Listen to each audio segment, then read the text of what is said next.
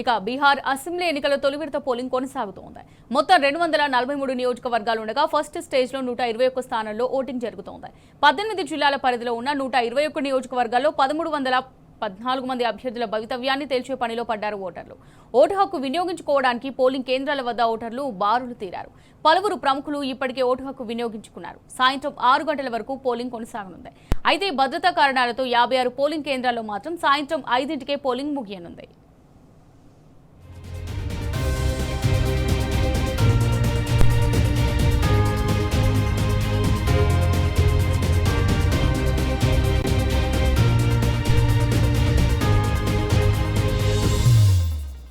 ఇక పోలింగ్ కోసం 2.5 లక్షల మంది పోలీస్ బలగాలను ఈసీ మోహరించింది.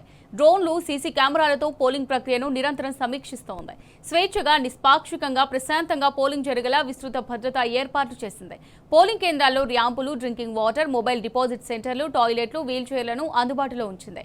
ఓటేసేందుకు ఓటర్ ఐడీ కార్డు లేకపోతే Aadhaar, PAN, pension card, driving licence వంటి 11 పత్రాలు ఉపయోగించుకునే అవకాశం కల్పించింది ఈసీ.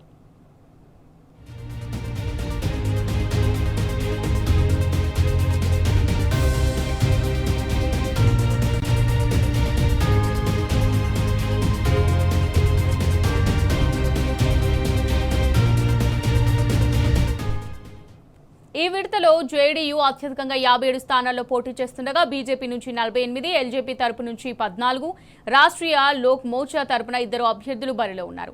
మహాగఠబంధన్ పక్షాల్లో ఆర్జేడీ అత్యధికంగా 73 చోట్ల పోటీ చేస్తుంటే కాంగ్రెస్ నుంచి 24, సిపిఐఎంఎల్ తరపున 14 మంది బరిలో ఉన్నారు. ప్రశాంత్ కిషోర్ సారథ్యంలోని జన్సురాజ్ పార్టీ 119 మందిని పోటీలో నిలిపింది. తొలిదశ బరిలో తేజస్వి యాదవ్, సామ్రాట్ చౌదరి, విజయ్ సిన్హా లాంటి 14 మంది కీలక నేతలు కూడా ఉన్నారు.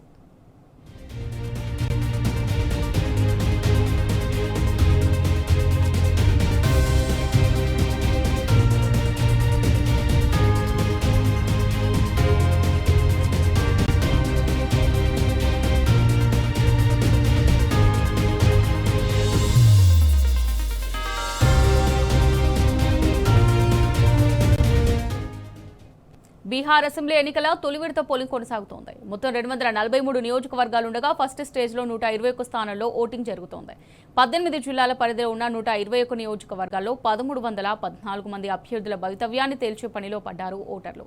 ఓటు హక్కు వినియోగించుకోవడానికి పోలింగ్ కేంద్రాల వద్ద ఓటర్లు బారులు తీరారు. పలువురు ప్రముఖులు ఇప్పటికే ఓటు హక్కు వినియోగించుకున్నారు. సాయంత్రం 6 గంటల వరకు పోలింగ్ జరగనుంది.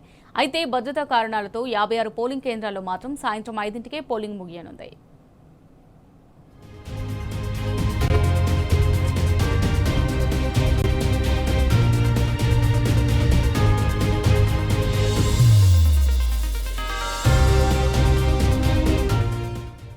ఇక పోలింగ్ కోసం 2.5 లక్షల మంది పోలీస్ బలగాలను ఈసీ మోహరించింది.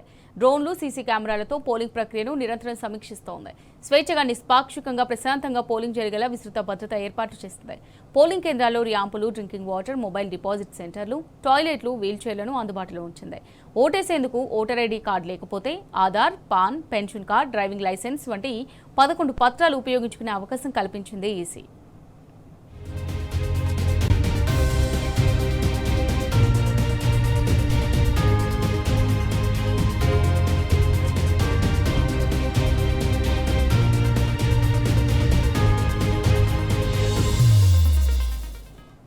ఈ విడతలో జేడీయూ అత్యధికంగా 57 స్థానాల్లో పోటీ చేస్తుండగా బీజేపీ నుంచి 48, ఎల్జేపీ తరపు నుంచి 14, రాష్ట్రీయ లోక్ మోర్చా తరపున 2 అభ్యర్థులు బరిలో ఉన్నారు.